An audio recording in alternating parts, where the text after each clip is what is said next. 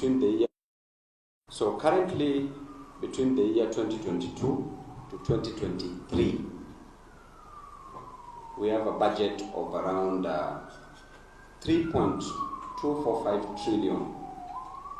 Then 1.4 trillion is appropriated to cover for recurrent expenditure. 715 billion allocated for development. 370 billion allocated to our counties, and 760 billion we use it to repay our debt. We only collect around 1.8 billion. KRA collects only around 1.8 billion. Sorry, trillion. Therefore, we have around 1.425 trillion that we don't get locally. So what do we do as a government? We look at the foreign aid, the loans. And because we don't have that money, we have to look somewhere else to get the loan.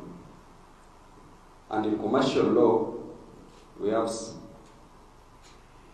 what we call the Nemodat Quod non habet rule that states that you cannot spend what you don't have. That's why we look at the foreign loans.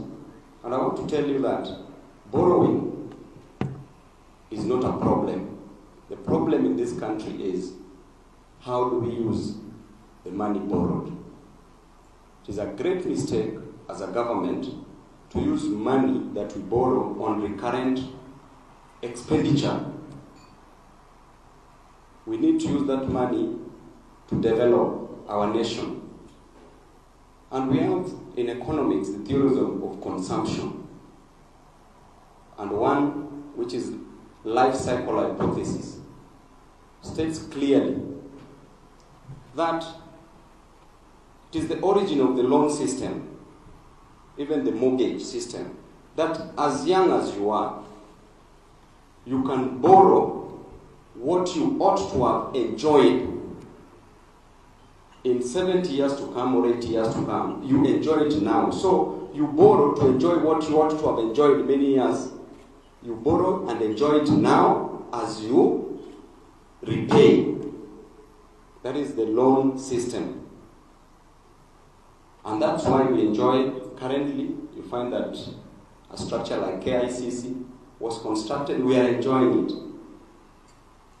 But in real sense, if we were to get that money, even SGR, then we ought to have enjoyed it many years to come. But we're enjoying it currently and repaying for it. So that was proper borrowing. But when we borrow for recurrent expenditure, then we are bringing the economy of the nation down.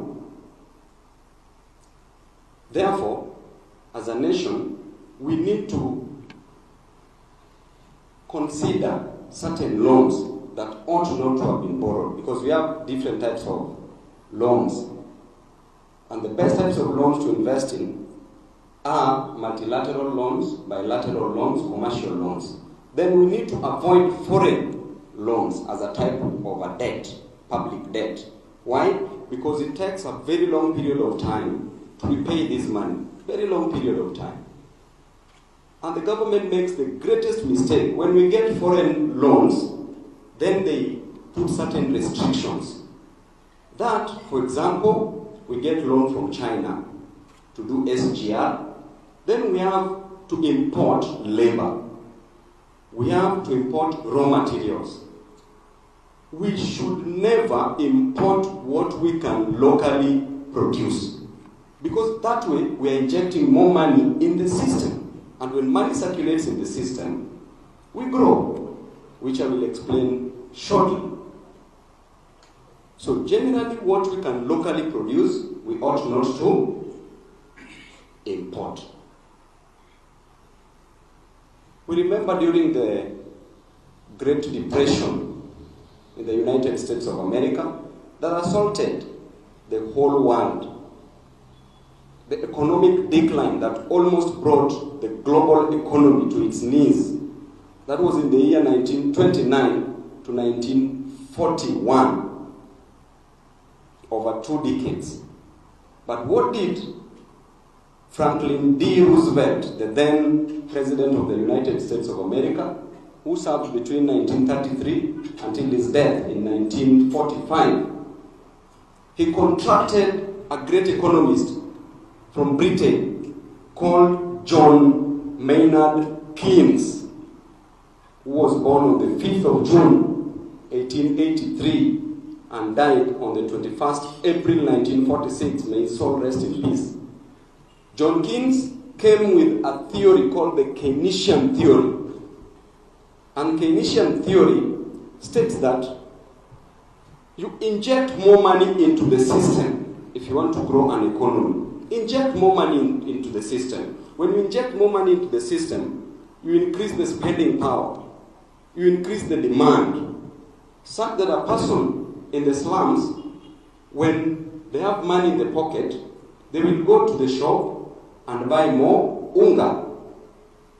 When they buy more unga, the shopkeeper will see that the demand for unga is high. This person will employ other people to help them. That way they are creating employment.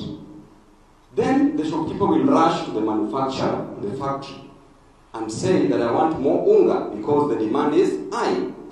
So it increases the supply. So in the industry, they manufacture more. As they manufacture more, they increase the labor. They employ more. Then manufacture goes back to the farmer, who will have to produce more maize for the manufacture of flour.